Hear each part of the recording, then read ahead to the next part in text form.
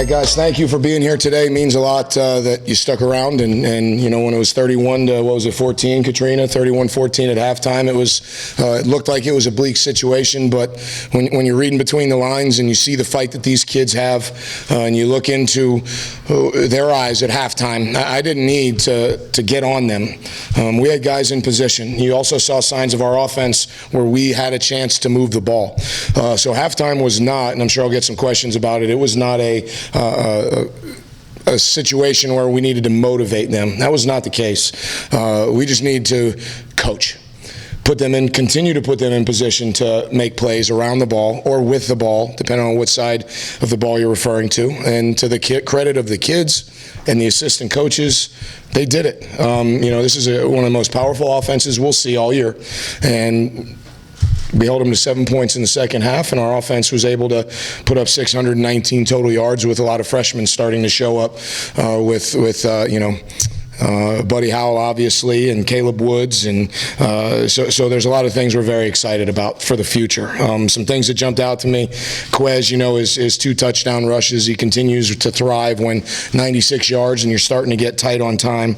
We talked about Greg. You know, you'll hear me refer to him as Buddy. So Buddy Howell to get 118 yards as a freshman. We knew there was a chance, and guys, it's not easy to pull a red shirt off of someone going into the 7th game.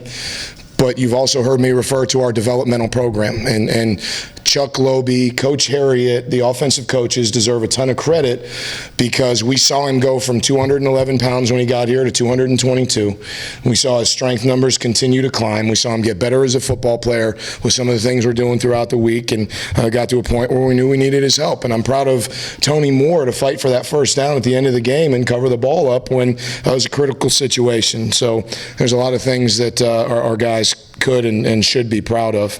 Defensively, you know, a 3-and-out in the 4th quarter against this offense, a very motivated quarterback in Brandon Doughty from Broward County. That's a big deal. Got us back with the game tied, minute 39 left, and huge sack fumble recovery at the end of the game to seal it. That's a credit to our defensive coaches and players just continuing to have faith. Lucky Whitehead, if you haven't heard, you should know now that he came in this morning right before pregame. Started to get sick, vomiting, and had some flu-like symptoms. We didn't know if he was going to play.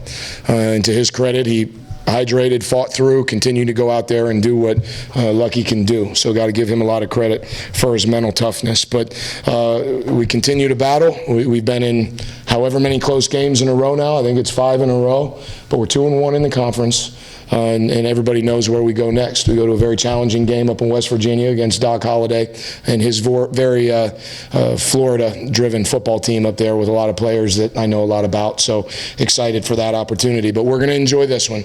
It's only 3:50 right now, so I'm going to get around my kids and my wife and enjoy this one for a couple hours and get right back to work tomorrow morning. So with nothing else, I'll be happy to answer any questions you got. Down 14-0, bang, bang. Yeah.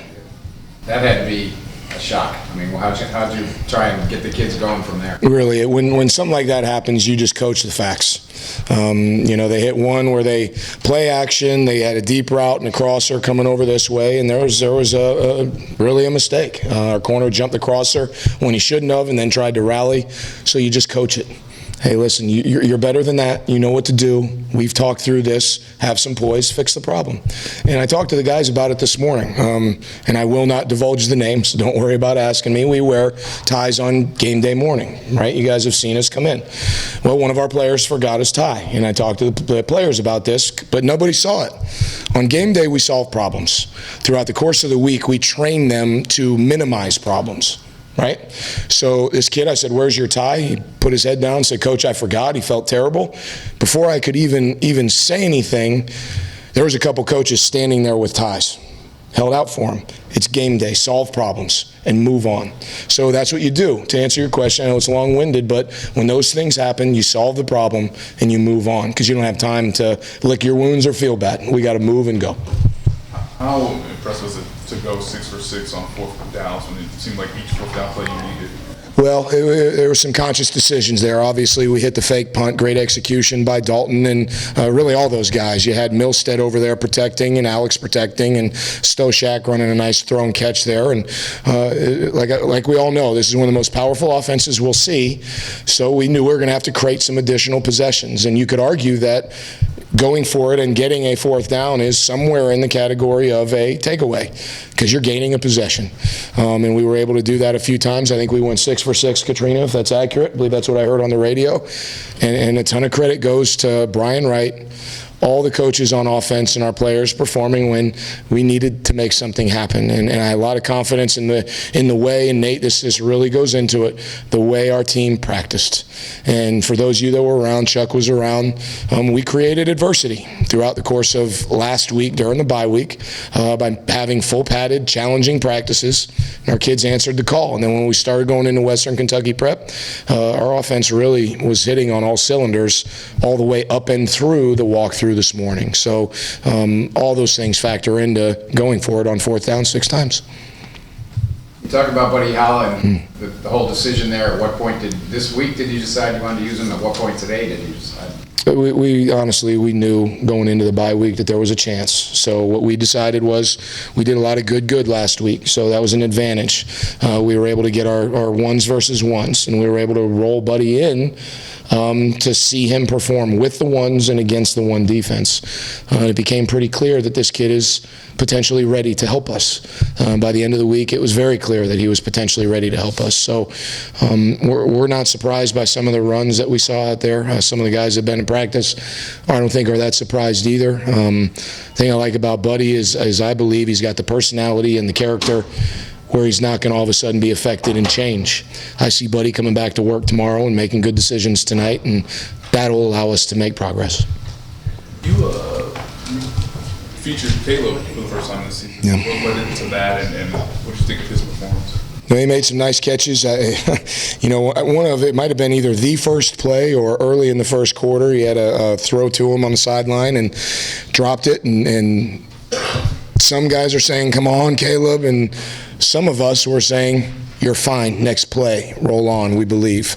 The kid made some nice catches today. He had a touchdown catch. He had one that got us down to the 1 yard line, I believe. I'm going off of memory here a little bit. But Caleb has come a long way as a human being, as someone that performs much better in the classroom, and it's carrying over onto the football field. And I said that in my interview when I was with some of the guys that were on the interview committee, that how you perform off the field will carry over on the field. And you're starting to see signs of that in games like this. And we got a long way to go.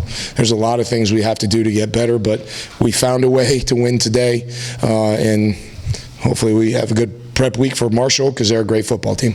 You mentioned not having to say a rah-rah speech at halftime, but what was the reaction from the players? I mean, do you feel like they needed to talk to themselves more so than you giving a message? Well, we do have a protocol at halftime where they go in, they get hydration, they get nutrition, they get calories during that time. Offensive coaches are meeting, defensive coaches are meeting. I'm usually meeting with Chris Hurd about any special teams issues. And then we go in and offense coaches talk to their players, defensive coaches talk to their players. I'm in listening, making sure the message is getting relayed clearly. That's just our protocol. And when you have a routine and how things are going to go, then it makes these things easier to deal with. 31-14. Okay, we're going to go in, we're going to problem solve, and we're going to find a way, and we're going to move on. So then they call them up, and at that point, it's a decision by me. Do they need an emotional lift? Do they need to just be coached and taught? And at that point, we made the decision that they just need to be taught, that we're in position, make the play, we'll simplify and tweak some things and put you in position for success, take over, make some plays. And they did. What did you see as the major factor as to the defense getting better as the game went on? Especially in the fourth quarter. Sure, I saw him make some plays with contested balls. You think about that first, it was the last touchdown of the second quarter. Parms was right there. He was in good position. He had him covered. It's not like it was an uncovered guy running down the field. That kid won the contested ball battle. I feel like we won some more contested ball battles in the second half. I feel like our defensive line cranked it up a little bit too. Got a couple sacks, got some hurries, got some pressures, got some hits on Brandon, and Brandon's a very good football player, and so that's some of the factors that come into play there. Chuck, nothing? It looked like from the first time in a while, Quez was able to really take over the second half, really lower his shoulder when he needed to. Yeah. I mean, was that the Quez that you've been expecting to see this year? I think we've seen signs of it throughout the course of the year. He dinged up his shoulder early in the season, and he continues to get healthier and healthier. And I think his confidence level, Chuck, is growing also. I mentioned on the radio before I came in here, some of you guys know Lozendeer's little weather report, right? The beginning of stretch, and the kids requested that Quez be that guy. While it's a simple thing, it's really not.